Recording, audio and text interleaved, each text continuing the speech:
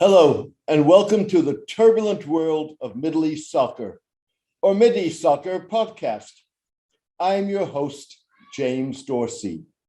Two diametrically opposed visions of moderate Islam have emerged as major Muslim powers battle to define the soul of their faith in the 21st century, in a struggle that is as much about geopolitics as it is about autocratic survival and visualizations of a future civilization and world order.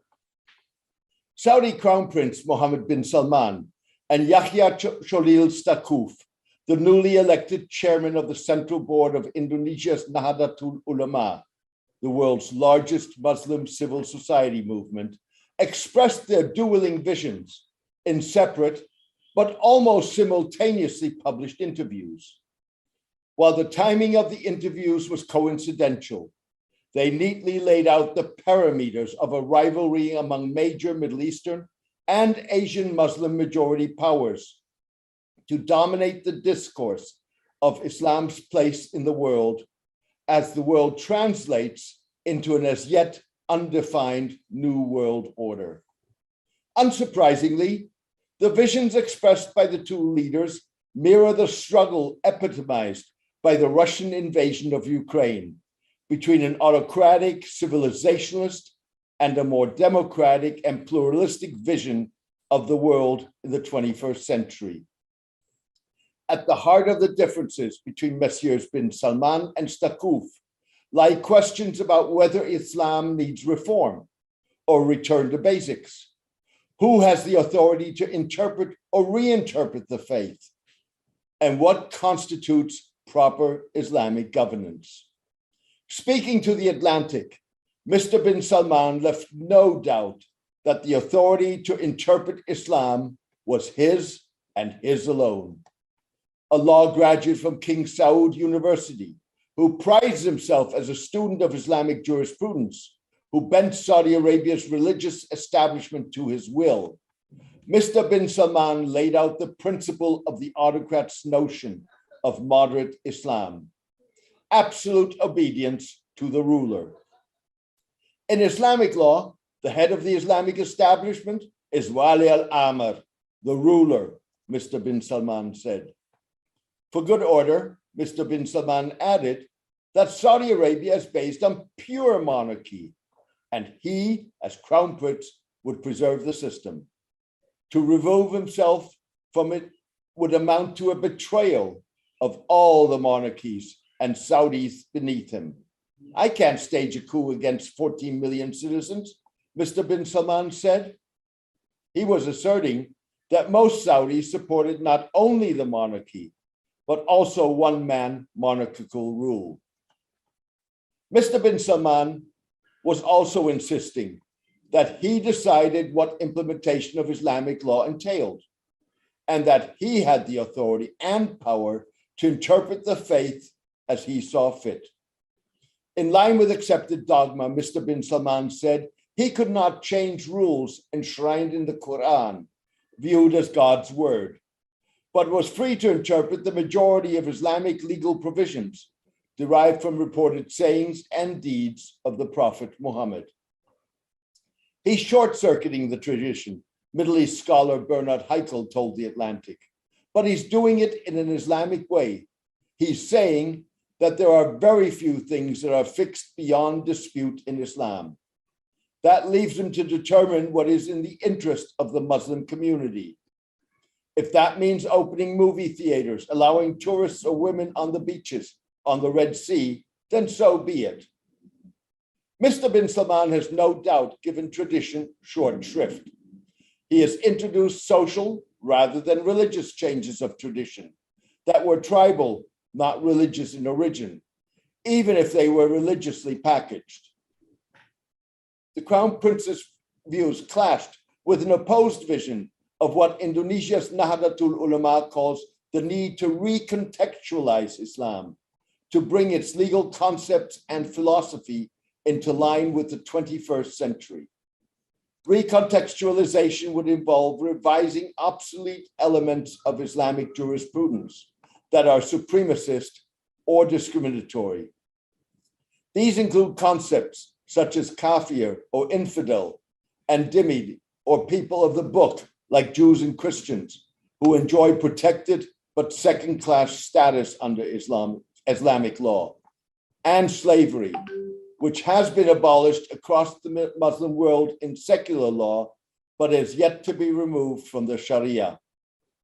The clash of visions was evident in Mr. bin Salman's definition of authority and his rejection of the notion of a moderate Islam.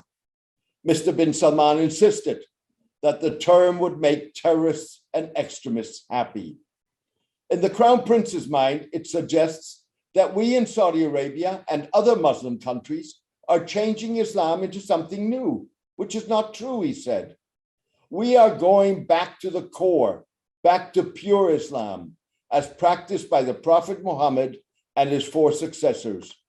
These teachings of the Prophet and the four caliphs, they were amazing. They were perfect.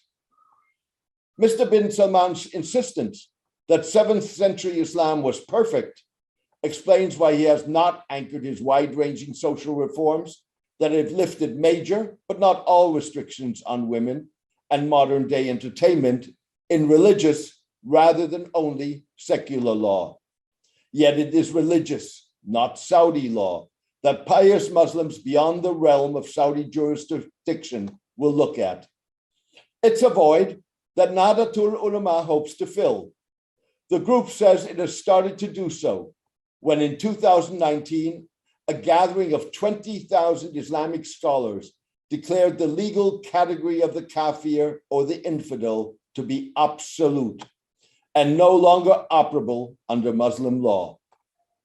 The term was replaced with the word muwathinun, or citizen, to emphasize that Muslims and non-Muslims were equal before the law.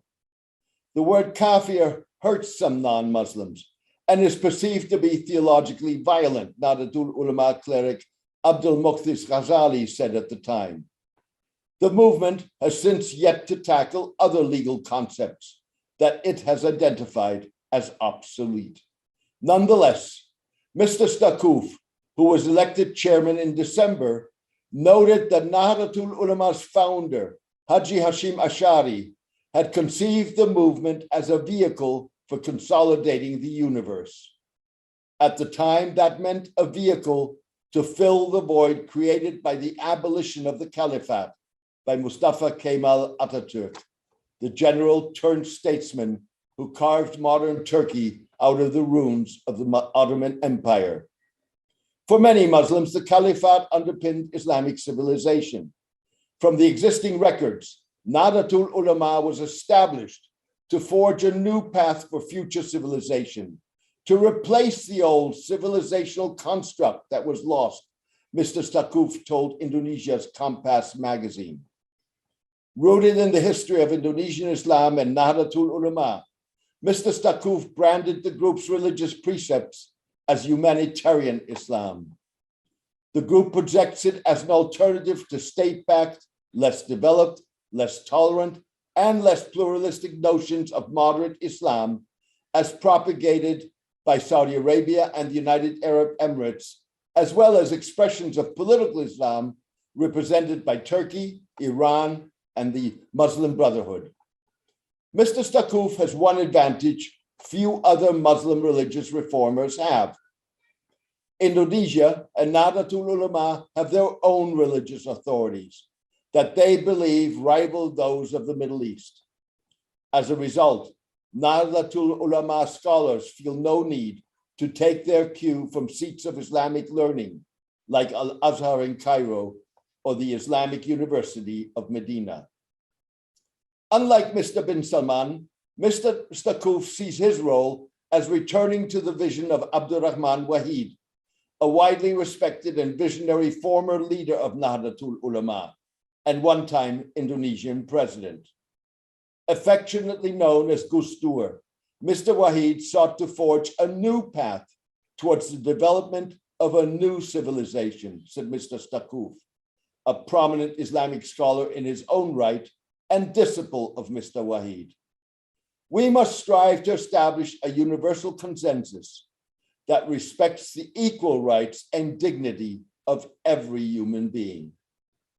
Mr. bin Salman may have more drama to show in his efforts to define moderate Islam and control its narrative than does Mr. Takuf in the opening salvos of what amounts to a battle for the soul of Islam.